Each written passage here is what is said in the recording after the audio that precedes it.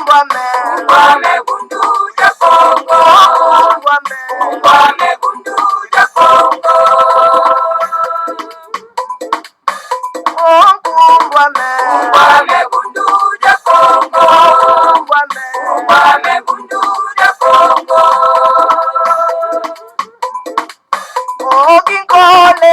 Kole ku Kongo ya mweniko. Kisole ya tena mani mumbande. Mukuluza kanda ja Kongo. Mukuluza kanda ja Kongo.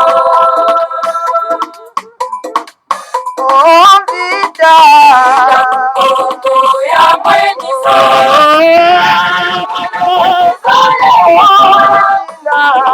Kila mani mumbande. Mwana vita kukongo. Mwana vita kukongo.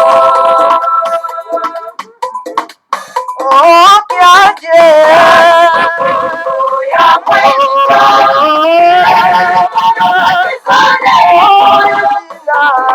Kila mani mumbande. Kanda ja Kongo. Kanda ja Kongo. Tombe Ya mweniko.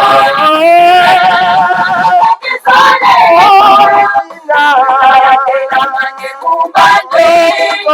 Usoka tembe kukongo. Usoka tembe kukongo.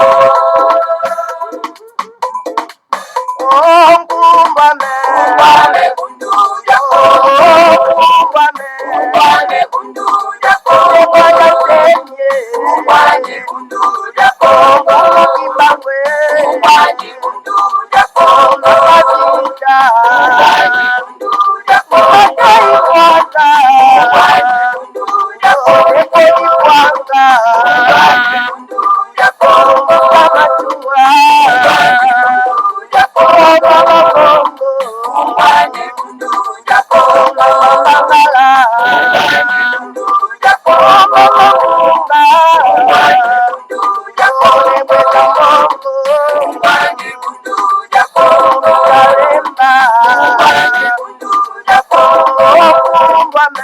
Ngwame bundu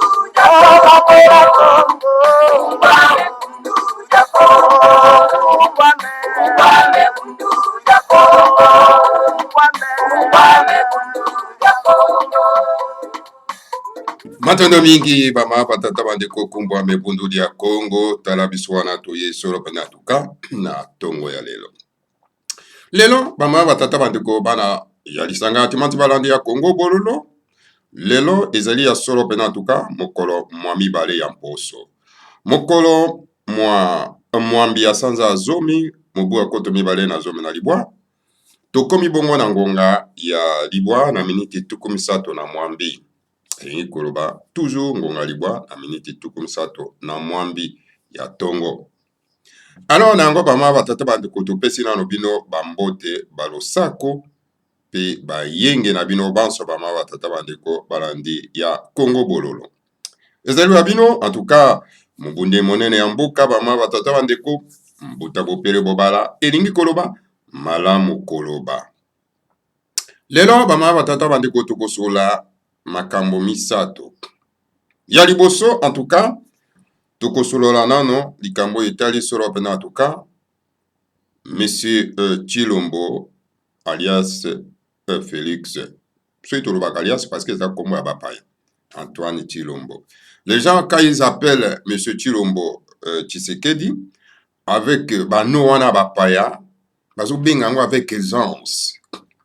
Obile mona talaka boitinga bime moto mondo tellement kufa amona toujours biloko ya Bapaya. C'est comme si une fierté. Mais ceux qui peno lamuki comprendre loko babengi kombo. Tango bazo benga ndeko na yona ba kombo wana Antoine Tshilombo, Antoine Félix et Antoine. Ozo yo kapena chair de poule. Ozo mona moto wana zo benga pe aza vraiment à l'aise ozo mona que vraiment donc na kati ya mutu nezaka mabanga. Yango biso to benga alias parce que eza kombo yo boyebeli na yango. Alors tokosola en tout cas déclaration ya monsieur Tshilombo alias Félix oyo asalaki kuna esika akendaki na Bukavu wa tata bandeko papa alobi ye akoprefere akufa pona préserver la paix pona na kimia na mboka bama tata bandeko bana isanga atimati mais tokomekana ko analyser mwa moke wana ese koluka kimia na mboka sans koleka par la justice préserver la paix sans que oluka nano justice kwa kosalema esalema na mboka nini. Aucun pays au monde oyo aluka la paix sans que justice kwa kosalema na ba oyo ba commettre le crime odieux na kati ya mboka wana. Tokolobela ngo na kati na Congo bololo. Deuxième point na biso tokolobela ambongo. Ambongo oyo azali donc ya libota ya bamongo ye wana akendaki na Vatican po ete bakwa kopesa ye bakisi na bango ya franc-maçonnerie ya mindele po aya koenvoûter na yango bana ya somi ya mboka Congo ya race bantu. Mais Ambongo a une mission suicidaire parce que l'ère ya koenvoûter la race bantu est déjà révolue. Bakisi ake kozwa kuna epai ya papoterie po aya koenvoûter na yango la race noire na kati ya Congo en particulier et kozala voué en échec parce que nous sommes à l'ère du verseau et que nous avons un tout mwananzambe qu'on a promis depuis tout le temps na ère du verseau sur le terrain ou à détruire biso na tout ensemble to détruire ba kisi ya franc-maçonnerie oyo ye ake kozwa kuna na Vatican et pas ba nommé cardinal pour ya ko envoûter le peuple congolais, le peuple de la race bantou, le peuple de Dieu. Tokolobela ngo awa na kati na embunduka na biso ya Congo bololo malere kaka na bandeko na biso ils vont perdre leur temps ya kokenda kokomisa donc ba petits aventuriers hein oyo bakokenda kozwaka bakisi ya mindele pona ko envoûter notre peuple car l'église catholique c'est une église où ezali l'âme de la colonisation bama tata bandeko. Donc, bambongo bazali bato baza ko perpétuer donc la colonisation spirituelle na kati ya mboka na biso. Tokolobela ngo na kati na Congo bololo. Awa eza Congo bololo te. Bija eza Congo sukali te papa onko. Toya ko caresser bato non pas du tout. Alors, baba tata bandeko tokoya ko sukisa solo en tout cas na Congo Dieto les grands maîtres Fomwana Nsemi. Congo Dieto 3732 écrit par les grands maîtres Fomwana Nsemi. Pas en tout cas Azak a déclaré vraiment très sérieux en tout cas et pas par l'objet Nkusu et Menga sont des aventuriers et des charlatans. Bama tata bandeko bana ngatimati. Donc Kusu na Menga bazali ba aventurier. Baza bato kolanda te bato balanda ka bango pe bazali ba aventurier parce que bozo landa bato bazali ba aveugle bakome abino ya libulu kaka bama tata bandeko bana isangatu. Bon donc tokotanga to ba contenu na ngo eloko ni les grands maîtres Fomwana Nsemi malobi kuna na kati bama tata bandeko balandi ya Congo bololo. Voilà en gros mai oyo to lengeli pona bino en tout cas na tongo ya lelo. To banana na monsieur Tshilombo bama tata bandeko bana isangatu mati. Monsieur Tshilombo, après donc tourné na ye na kati na mokili Mamputu pendant 2 semaines mon en absence na kati na mboka na ye, un record spectaculaire où vraiment un chef d'État n'a jamais vraiment fait na kati na règne na ye, hein, bah tata bandeko. Et voilà, monsieur Tshilombo, en arrivant à Kinshasa directement à Bukavu, pour na été à Kenda kuna et si quoi en tout cas ezali foyer il y a terrorisme où ils allaient sponsorisés par Kagame, Museveni et des mercenaires, des terroristes burundais. Et puis, M. Tshilombo, alias Félix, a l'objet pour préserver la paix, donc, à cause de sacrifier, à préférer à Koufa pour préserver la paix, pour kimia na mboka. Alors, une déclaration, n'a évité.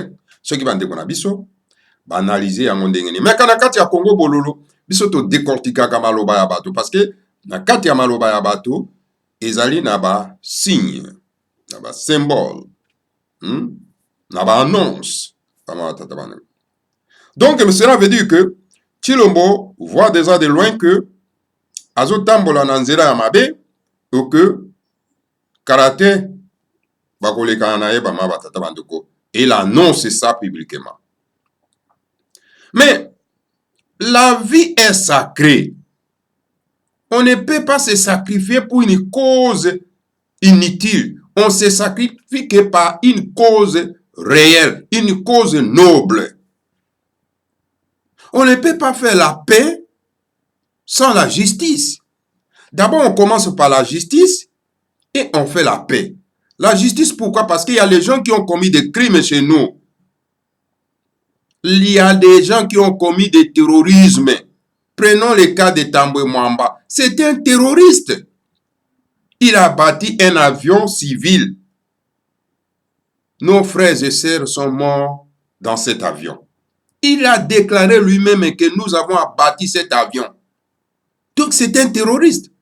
Mais comment on peut faire la paix avec un terroriste sans passer par la justice, M. Tshilombo? Mais c'est Hippolyte Kanambe, alors Joseph Kabila, c'est un tout Rwandais. Quand les gens disent que bon, Kabila les pères, Kabila les fils, ils sont tentés d'insulter M. Laurent Désiré Kabila. Si vous dites que Kabila les pères, donc Kabila et Laurent Désiré Kabila étaient tout simplement un usurpateur dans notre pays, parce que Hippolyte Kanambe c'est un tout Rwandais. Alors cela veut dire que Laurent Désiré Kabila c'est un tout Rwandais. C'est un usurpateur alors. Alors, est-ce que les Congolais raisonnent là-dessus? Alors donc, Hippolyte Kanambe alors Kabila a commis de véritables crimes dans ce pays. Qui oubliera que Hippolyte Kanambe a mis les gens dans des fausses communes en République démocratique du Congo, puis particulièrement à Kinshasa, et parti dans toutes les provinces de la République démocratique du Congo? Qui oubliera que Hippolyte Kanambe a massacré des milliers des adeptes de Bundu à Congo, au Congo central? Qui oubliera les massacres de Kamana Sapou? Mais un criminel comme ça, un usurpateur criminel comme ça, et on se réveille le matin, on dit, bah écoutez, on les pardonne. Mais qui vous a donné ce pouvoir de pardonner un usurpateur? Sans passer par la justice, il doit répondre à des crimes qu'il a commis dans ce pays. Alors, M. Tshilombo, alias Félix, ezali malamu te ya ko se sacrifier na ba cause moko inutile. Et sengelo se sacrifier na cause utile, na cause noble. Il y a que bon, voilà, à cause ya koluka paix, à cause ya kotia justice na mboka, pona ko condamner ba o basali crime na kati ya mboka oyo. Alors donc, je préfère na me sacrifier na kufa pona yango. Voilà un homme digne et ko kufi na lolenge wana ya kosala démarche wana. Alors wana obimi no un héros na kati ya mboka. Mais yozo kenda ko signer ba dire na ba usurpateur na ba criminel. Olobi ke ba vanda na kati ya mboka wana. Et puis yozo loba ke non, soki pona ko se sacrifier, pona ko kufa, pona ko préserver la paix na kati ya mboka oyo, et que oko préférer kufa na te wana ezali kufa inutile ba mama batata bandeko. Et c'est ngo ko yeba ete la vie est sacrée. Vie ya moto ezali sacrée. Ou kufa inutilement te. Alors mon frère, moi je vous demande de ne pas mourir inutilement. La meilleure chose qu'il faut faire, il faut passer par la justice. Condamner ceux qui ont commis des crimes. Mais mes frères, on dirait que tango bande kumusu bazoko temela monsieur Tshilombo. C'est comme s'il n'aime pas de Tshilombo. Non. Tshilombo c'est notre frère de la race. Si réellement Tshilombo avait gagné les élections et que a justice na kati ya mboka pona ko condamner les criminels, mais qui peut s'opposer de lui? Qui peut s'opposer de lui? Bon, yonso oyo baza koyembela Tshilombo jalelo lelo, même na ba démarche oyo asali ya mabe, ce sont les ennemis de M. Tshilombo. Ils n'aiment pas de Tshilombo. Je vous dis, vous n'aimez pas Tshilombo. Vous êtes des criminels. Vous ne l'aimez pas. Bato balingi ezali bato oyo bazolakisa ye vérité. Bato baza kolobela ye vérité nde bato balingi bango wana. Mon frère Tshilombo, bato na yo o balingi ezali bato baza koyebisa vérité. Bao bazoyembela oja lelo. Parce que baza na ba intérêt na bango caché o baza koluka, ce sont vos ennemis. Baza ba ennemis na yo. Faites attention à ces gens-là. Lobby va retourner contre eux. Donc voilà, mboka sans justice ekoki kotambola te. Na mboka moko te na mokili oyo basali paix sans passer par la justice. L'Allemagne a fait la paix avec la France en passant par la justice. Eh ben, moi, batata bandeko bana lesanga atimati. Partout au monde, kenda na Cambodge, basali paix en passant par la justice, en condamnant ceux qui ont commis des crimes. Kenda na Afrique du Sud, vérité et réconciliation, ba noir basali paix na bamindele en passant par la justice. Est-ce que comment biso tokoza la exception na voix wana na nzela wana? Biso koza la donc exception te. Donc et pas na biso d'ailleurs. Tozui ba crime oyo mokili jamais mona na mokili oyo. Ba mboka na mokili ba mona crime oyo salimi na Congo te. Plus de 12 millions de morts. C'est tout un pays. Alors bato ba commettre crime wana bazali wana. Et assister il y a ba crime wana comme on a eu politique kanamba Zukabia. Il est là. Et on doit les laisser tranquillement, les branchir tranquillement dans ces pays. Et ces pays ne lui appartiennent pas, c'est un tout Rwandais. Son pays, c'est le Rwanda. Non. Et ça, normal, monsieur Tshilombo, tu ne peux pas te sacrifier pour la koluka kimia na mboka. On est allé sacrificité. On est allé sacrificité pour la mboka. Je vous dis, mon frère, Luka, nzela mosusu ya kosala. Nzela wana okoti ezali nzela mabe. Mais ko se foncer na kati ya nzela ya mabe te. Zonga sima pe kanisa. Wana ezali moi conseil na koki kopesa yo. Oyo po wapi ba fanatique aveugle o bazolanda yo bakoki kopesa yo te parce que bango bazotala intérêt na bango, mabenga na bango, bama batata bandeko bana lisanga atimati. La République démocratique du Congo appartient à toutes les races bantoues, c'est-à-dire na mabota nyonso tu baza na kati wana. Esengeli mabota nyonso tu bazala à l'aise na kati ya mboka na bango. Mais situation ezoleka na kati ya mboka na biso, mabota nyonso tu ezali à l'aise te.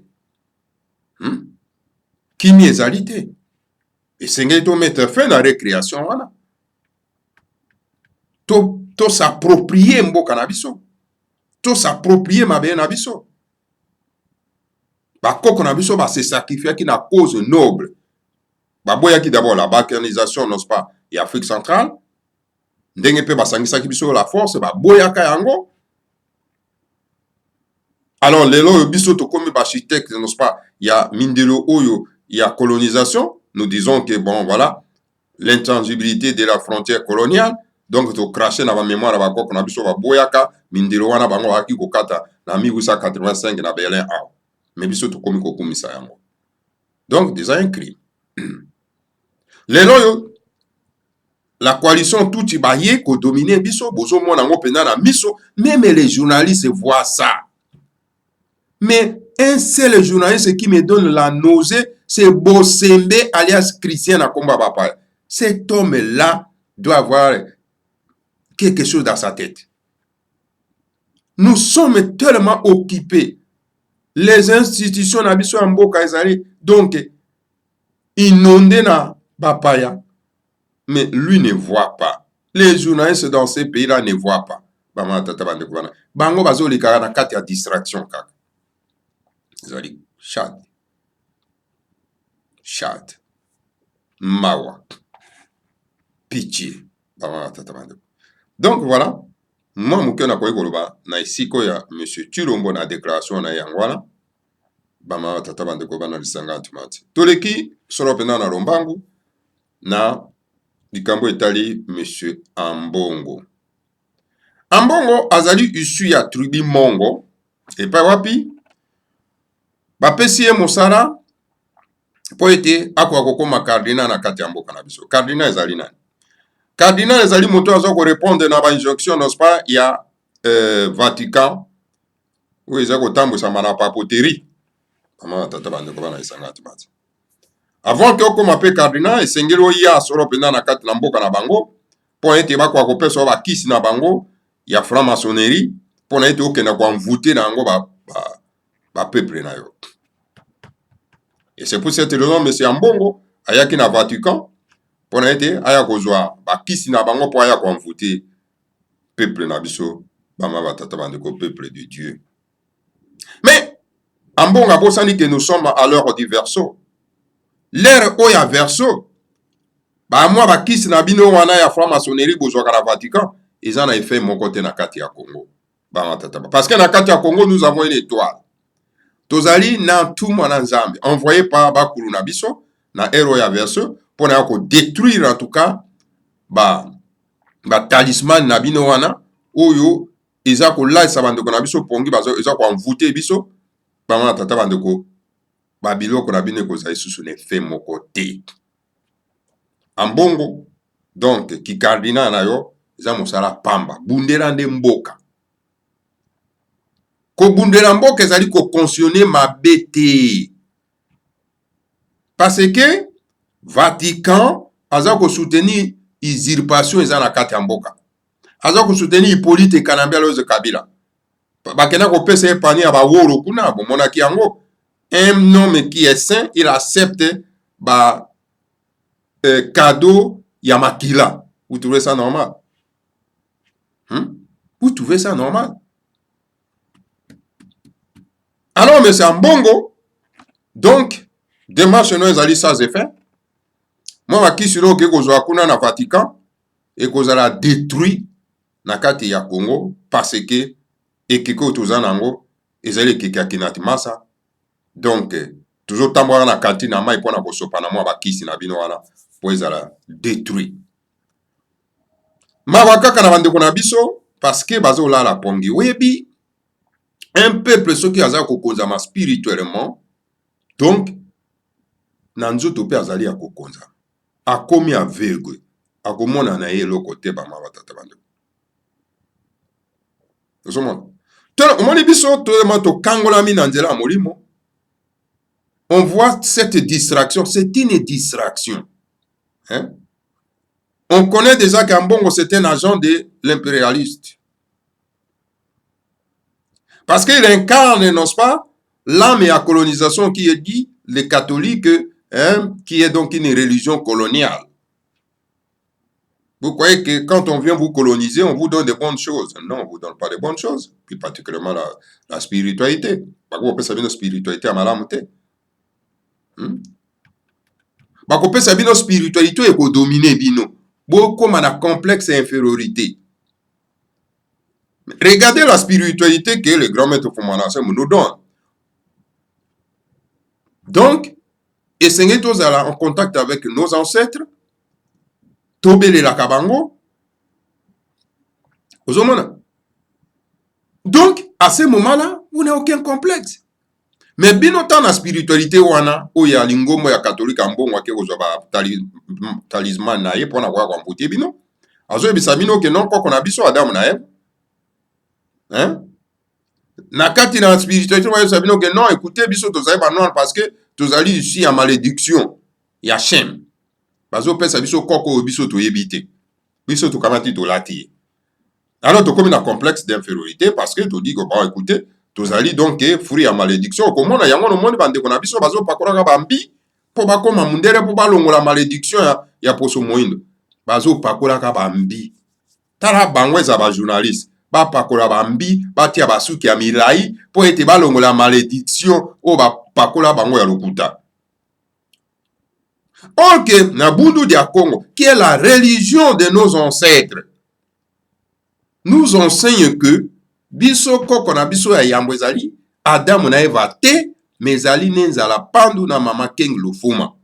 Donc biso tozali ba descendant ya ba extraterrestre o bauta na planète Kakongo. Wana une fierté. Si oyo oya koyebisa ngai ke nga nazali descendant Adam na Eva, oya koyebisa ngai ke nazali so nazali noir parce que ezali fruit ya malédiction parce que tomonaka tata na biso motakala yango na modiri biso. Ça c'est la foutaise. Ozomona un peuple comme ça. Hein? Ozo tambola na complexe wana. Ozo kanisa donc na makanisi non ke ozali fruit ya malédiction. C'est pour ça que mon abasi na biso bazo pakola bambi, mibali pe bao pakola bambi po alongola poso. Hein? Alongola poso. Ati asuki ya milai po akokana na mondele. Ozo mona biloko wana, omoni spiritualité nengeza ko jouer psychologiquement na kati ya mitu abata. Mais quand vous entrez dans Bundu dia Congo, vous sentez une fierté. Vous sentez un certain orgueil. Vous sentez une certaine supériorité. Je suis le descendant d'un extraterrestre. Hein? Hein? Donc, on souffre d'un complexe d'infériorité. Et les ambongo, bazali ba incarnation, il y a domination spirituelle. Un homme qui est vraiment donc indépendant spirituellement, moi je trouve maintenant moi koni moko boy koni. D'un écoute na ko pesa même pas mbote na ngai. Ni mbote même ya maloba na ko pesa ete na ko s'adresser na ete. So na moneka voilà l'agent d'impérialisme. Hein? Voilà l'âme de la colonisation. Na ko pesa ta moi respect mon côté. Vous omona. Ko pesa respecter parce que c'était un esclave, aza esclave. Il faut bunda po ete olongola un esclavagisme wana. Hein? Bato ba pédophilie pamba oyo. Bazo zwaka bana mike, hein? Tiko bolanda bango pourquoi? Hein? Donc voilà, bato bazo bomamboka na biso ezali pas seulement kaka ba politicien, mais aussi bato bakota na bonzambe na bapaya lokola ba mbongo. Tango na ozomona ba mbongo azo kotambala ati pe sultana ya mitane wana ya franc-maçonnerie. Alors bandeko na biso bazali vraiment donc ba petit bololé okomona bazo kenda bazo ngumzama ati ya mutu po ambongo ati lo boko na mutu. Amodiri yo combien de fois tanga ati lo boko na na mutu na yo. Amodiri yo combien de fois? Plusieurs fois, 1000 fois. Vous en maudit. Moi je ne peux pas accepter qu'Ambongo puisse mettre sa main sur ma tête. Hein? Étant un homme qui est vraiment donc indépendant spirituellement. Non. Na komona ke non soka juro boko na tia mutu na nga modire nga. Ba tata bande ko bana isangatu. Parce que ba koko na biso ba yebi ete. Ba yebi ete, mokila molimo yebi ete. Ils ont considéré comme ennemi à race bantou. Alors mes frères et sœurs, mboka ekangola maka. Tango bato nyonso tu bakangolami na elimo na bango. Spirituellement bokangolami, alors bokoyeba siko komona nzoto pe kangolami po ete boka kubundela mabe na bino. Donc voilà ba mama tata bande ko bana lisanga atimati. En gros, oyo na koyi ko pesa bino mona mutu ya ndenge wana ba kongolais pe ba kei ebele na kati ya Vatican. Bazo mona ngo komi ni fierté. Hein? Ngabitala ba koni bangwana, ba koni. Tout ce monde oyo ba kei kuna. Pona comment l'événement comme une fierté, bango surtout baza ba koni. Ba ennemi ya libération spirituelle ya mboka na biso. Bazana un grand envoyé na sur le terrain. Fumu mwandanse mais un grand. Oh papa wapi, même papa Vatican zo banga. Mokili mobimbe zo banga. Mais bango bako préféré ba pesa mo Congo. Et si quand on envoie la bango azali, pe azo sala makamu isi ya kosakana te, bakena kolanda mwa babiloko ya mike ya pamba na Vatican. Vous êtes quel peuple? Oh peuple ya ndenge nini? Peuple ya ndenge nini? Peuple ya ndenge nini? Eza kaka peuple moko kaka oyo tobengi ya race bantu oya bunga profondément ma tata surtout bana ya République démocratique du Congo. Ba peuple nyonso tout basambelaka bakoko na bango ba prophète na bango ozoma okomona mindele bakosambela prophète na bango Yesu okomona barabe bakosambela prophète na bango Mohamed okomona banani kuna ba indien soki banani kuna ba tibétain soki banani bakosambela prophète na bango Bouddha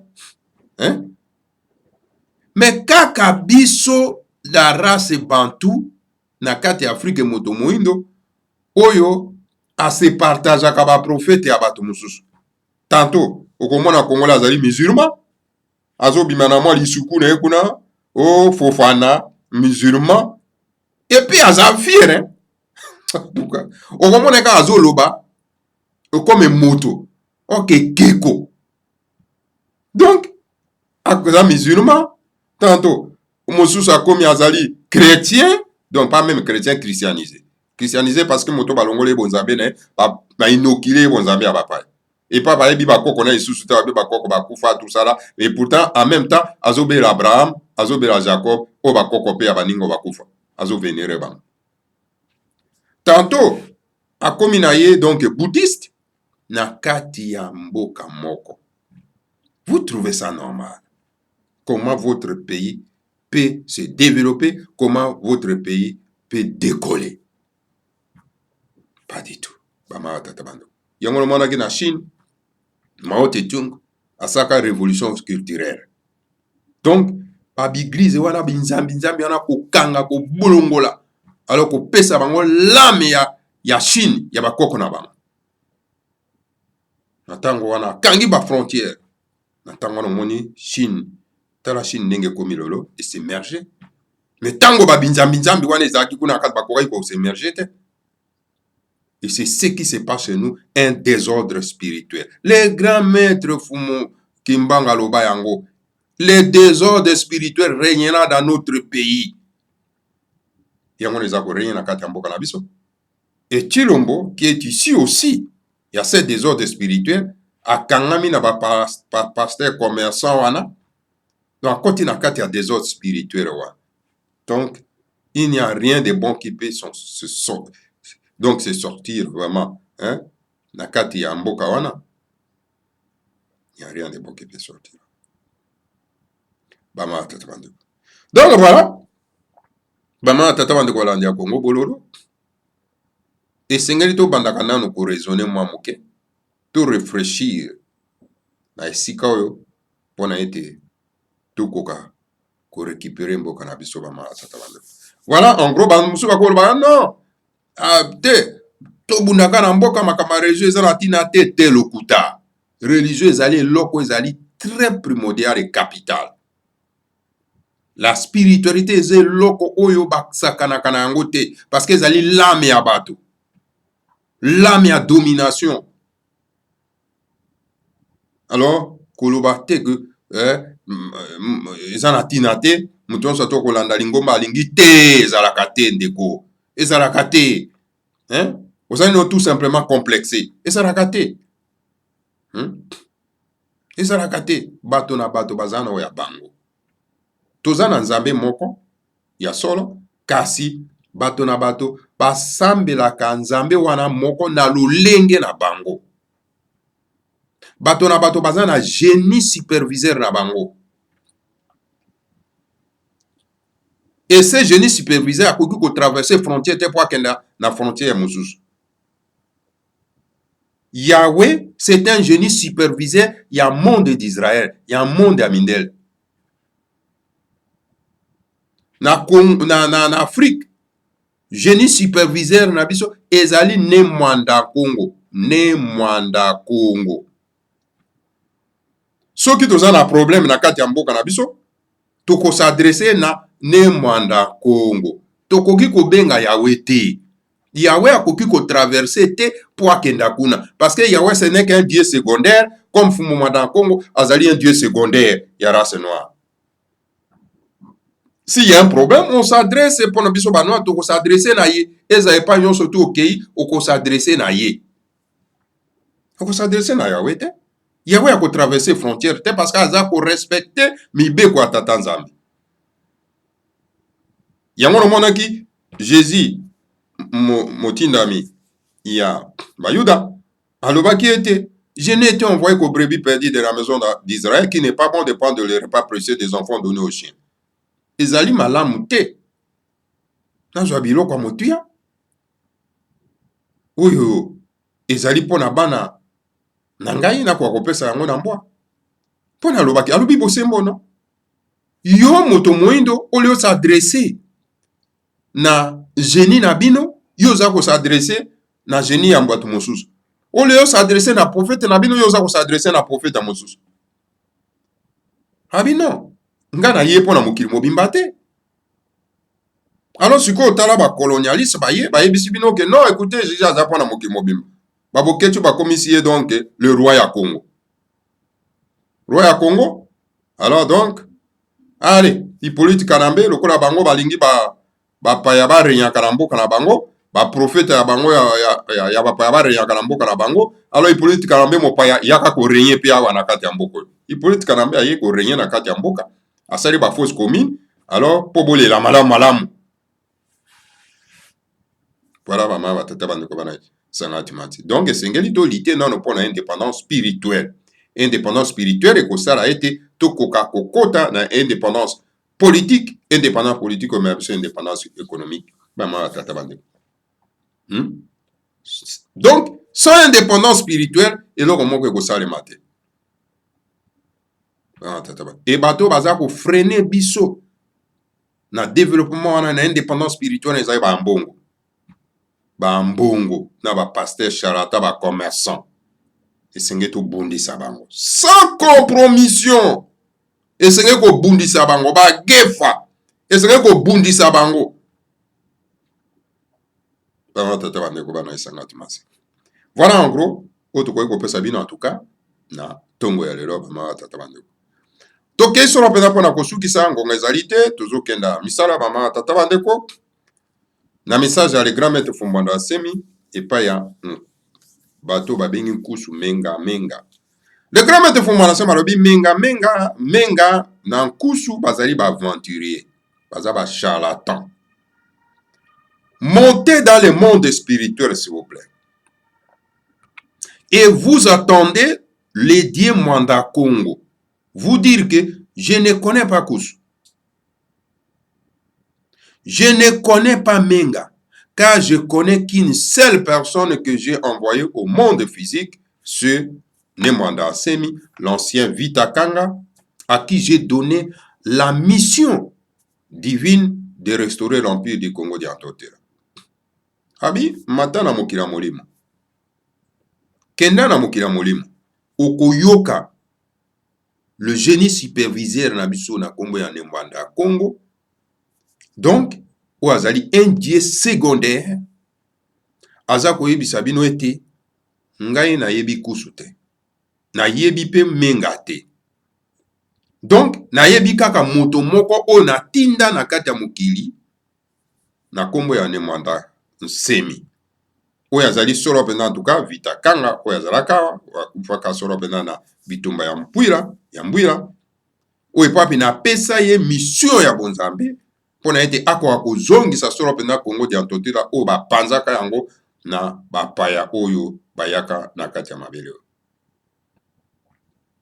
Toute personne, le grand maître Fumbwando Malobi, toute personne qui se prend pour le concurrent de Mwanda Asemi est simplement un aventurier, un charlatan qui veut tromper les aveugles, un faux prophète Kusu Mayuya.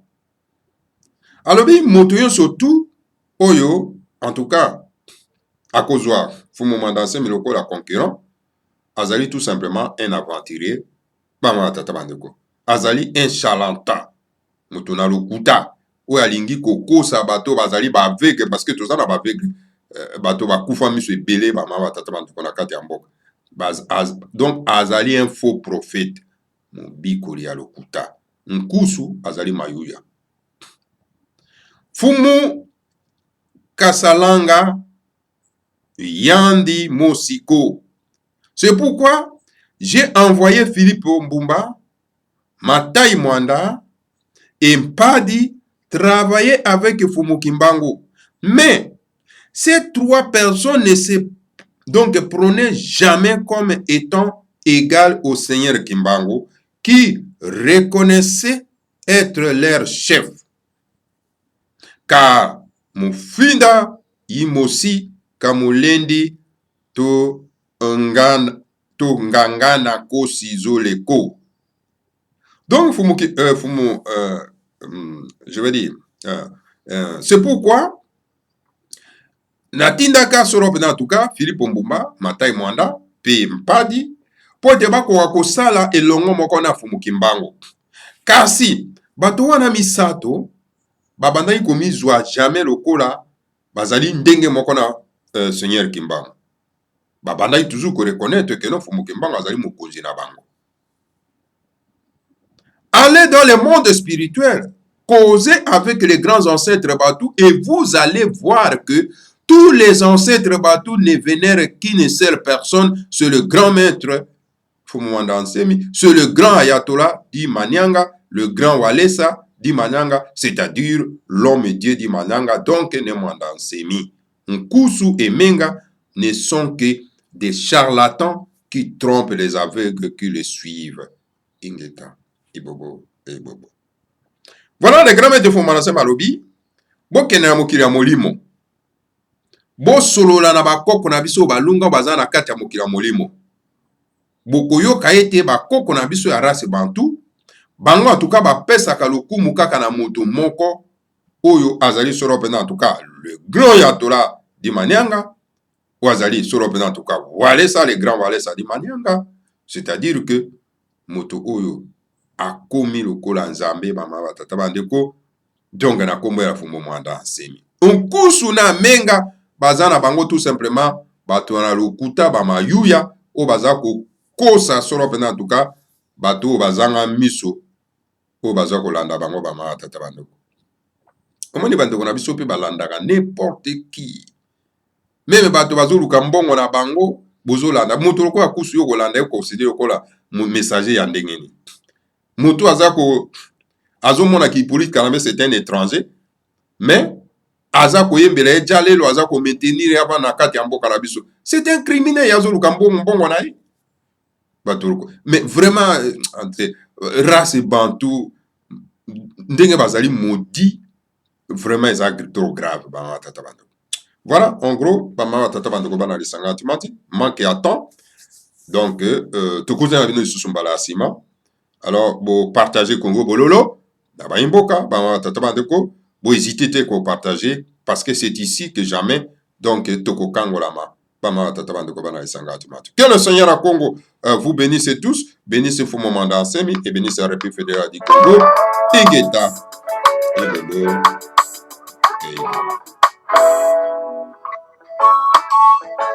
Oh, tata nzambe ya mpukutu lelo. Tala kwetu mana b'Afrika. Asiti luye manema. Yambudanki tata. Ngatu vo yamutafila kana. Vo tapuruteka ni matata. Visa watululoka. Visa watudilandefi. Visa watulukisa. Kani Afrika. Nina ulipasika ka. Tata nzambe. Tusila lembo. Mukimbangu. Yerikilima. Yamupasukana dia kongo kapola. Makondolo ne mongolo muzai. Maikwa musumanga mbandu zanzo. Maikilanga tenye mkyaki. Wenda musimbaza kongo detibila. Wenda mumabata detibila pe. Wenda kukavinge kongo detibila. Kaka Zambia Congo dimbadilu geto. Masumu mabawale vumila kata. Kana vumbe na mawaki kutupe. Kana vumbe na madombe gosukala. Neti kulo bado wale kukila mo. Mungu yeti vindumuka ngava bombe yeti mawazala kwa manunade kanipasiza ndisi vyokele kiteso tata banzila mpasiza kongo wangu wenda musibaza kongo yetidila wenda mumabata yetidila kabini kongo yetidila Tanzania kongo yimba masumu makamale mukila kata kana kumbe na mapaki kutupe kana kumbe na matombe kosukala yati kulomba tuwale mukila mo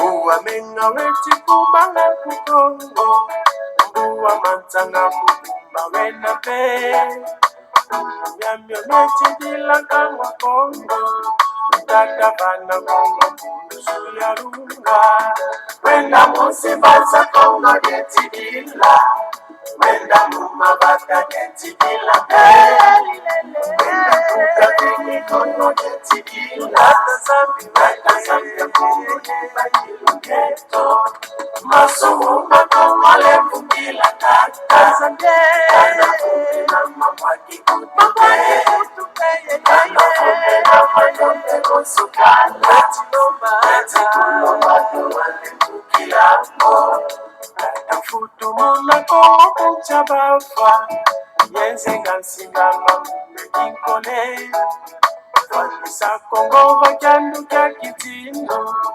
Okitima meto mina mumakana Wenda musibaza kongo yetidila Wenda mumabata yetidila Wenda kukabini kongo yetidila Tanzania kongo yimba yiluketo Masumu makamale mukila kata Kana kumbe na mamaki kutupe Kana kumbe na matombe kosukala Yati kulomba tuwale mukila mo Gavana tadiko basuna mbange mitadidile ndikukuka Ndungu nukakati lombeleko neta Tanzania kadiki watufanga batutu wa Afrika Yenge mpa watufana ntutwemi Ndungu mabana ba Afrika